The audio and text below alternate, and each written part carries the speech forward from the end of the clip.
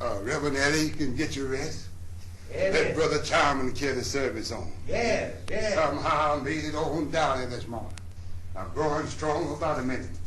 If I can hear amen over here, Amen. and I hear amen over there. Oh, yeah. Wait a minute, church. What's the matter? Did you deacons go along with me this morning? Yeah. Amen. All right. I'm growing strong about a minute. Now, a lot of you gathered here this morning said Reverend Eddie is going to preach about Shadrach, Meshach, and Abednego. Oh, yeah. But I That's ain't. it, Reverend. You think I'm going to preach about Daniel in the lion's den. Oh, yeah. But I ain't. Oh, yeah. You think I'm going to preach about the 3 Hebrew children in the fiery furnace. Yeah. But I ain't. Oh, yeah. Yeah. I think I'm going to start over Mark, Luke, and John this morning. Yeah. But I ain't. I'm going to talk about... Hello YouTubers. Well, like the preacher man said at the beginning, what he ain't gonna do, I suppose I ain't gonna be telling it all 45 or whatever it is.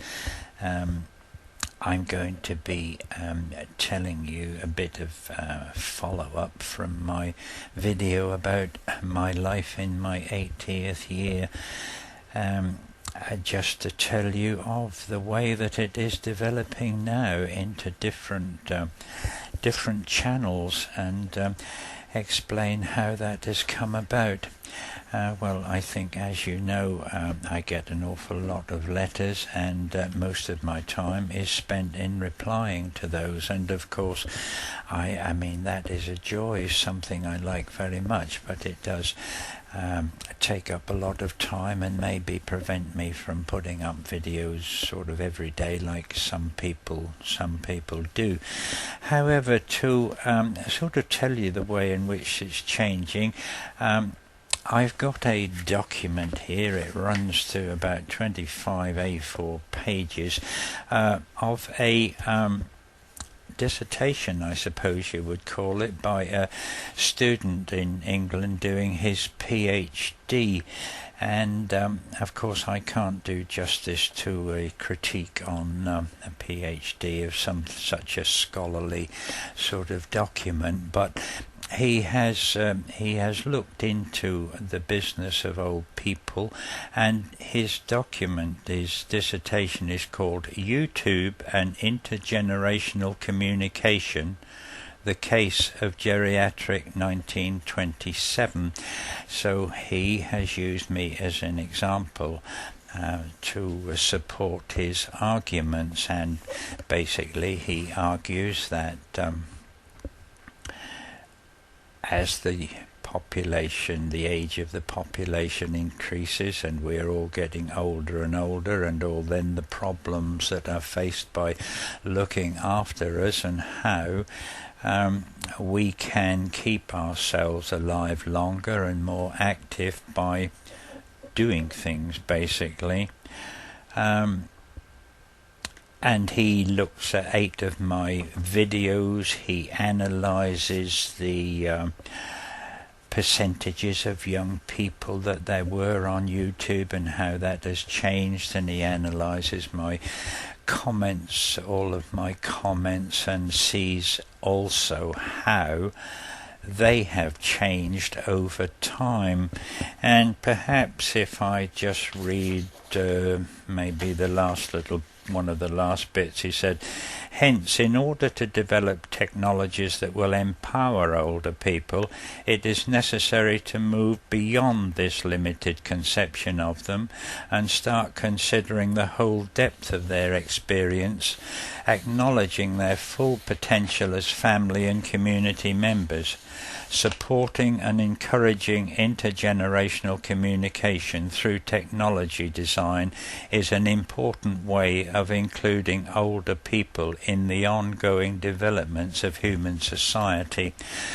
Well, my goodness, to think that I may have helped to do that is truly wonderful. And an interesting thing is happening very shortly, which is one of the different ways in which I am moving and trying to help. Another person in England is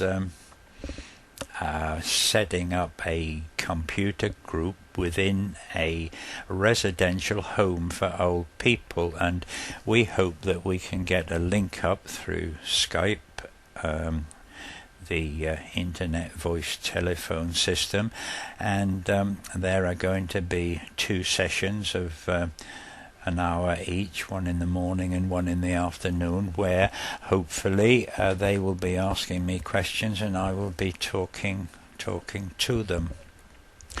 So that's an interesting further development, and another one which interests me and takes up my time.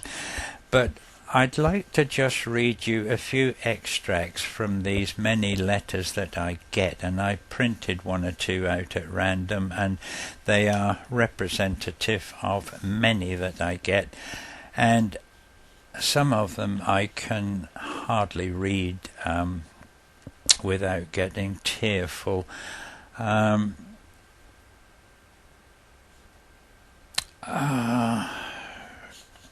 This is one from somebody in the USA, and if you'll excuse me while I just filter out any information that might identify her. I am suffering from depression for 4 years and recently was seriously considering committing suicide.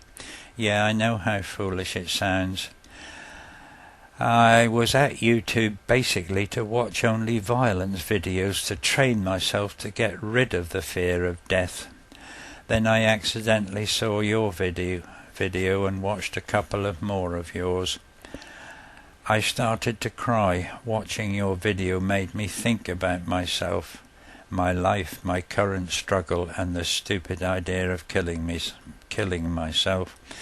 I want to let you know the inspiration you are spreading through YouTube, etc., etc. And another one, this time from a 15-year-old. I don't know whether it's a boy or a girl.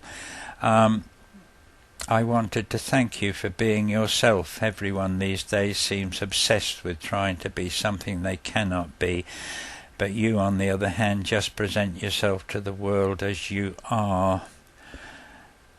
I wish I could be like you someday, content in my old age. I am only 15, living in the United States, and have a long way to go. But I hope I am like you someday. Another person says, I found your videos whilst lonely at university, and watching them has improved my situation quite a lot, because I always feel I have a kind person to listen to when I'm really down. This is a very sad one from a young man in the forces. I can't tell you where. Well, he's very unhappy about the world in general, and particularly after a week or a few weeks of being yelled at, picked on, mentally abused, feeling ill, getting more and more depressed, etc. It sometimes seems to me too much for me to bear. The only time I can really get away from it all is when I finally are home in the dark alone. But again this week, Peter, you pulled me up.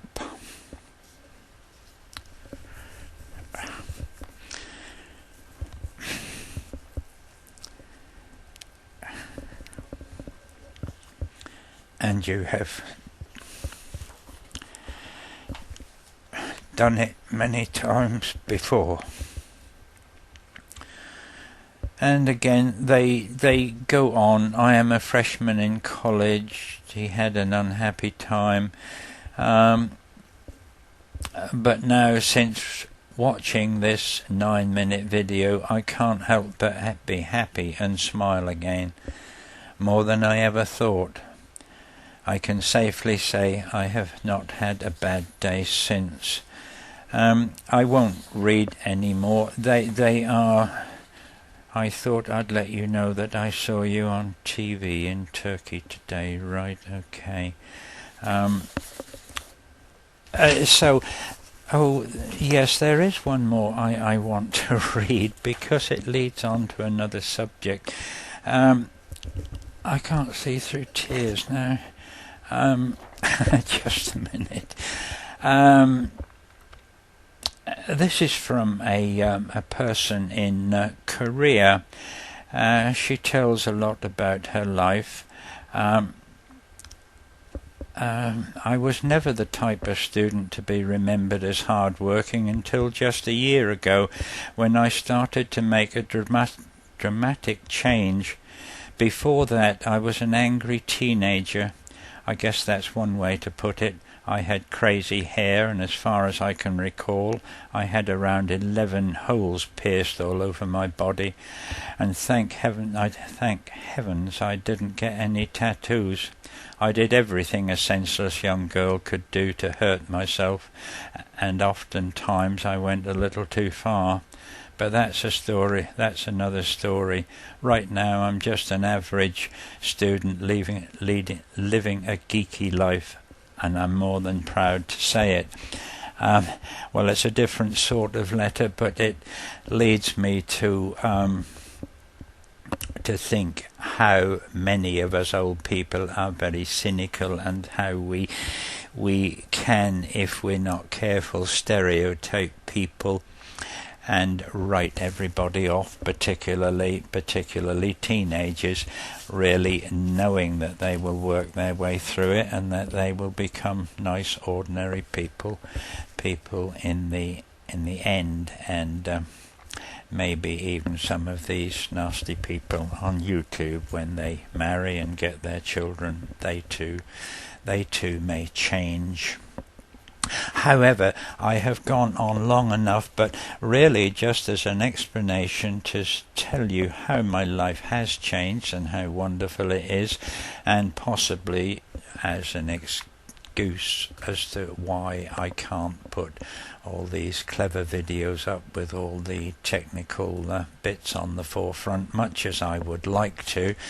Time just does not permit, and I enjoy what I am doing, and of course all of these letters require quite a long reply, and I would never try to act as a psychologist and give advice on any matters. I think that would be a very dangerous thing to do, but I am very moved by them all, and it makes my life as an old man such a pleasure. And I suppose my thoughts now are that if I can promote in any way my videos to help people, as they do seem to do, then that would be my mission in life. So I'd better go now. Oh, it's only 12 minutes. That's not too bad for me, is it really? If anybody would like to hear the full sermon that the preacher man does, it really is quite extraordinary, and it was taken from Alan Lomax's recording from the Texas prison that I've presented some music before. If you like to let me know, I certainly can put it on the end of a video sometime. But I will have to go now, and take care. See you again soon. Goodbye.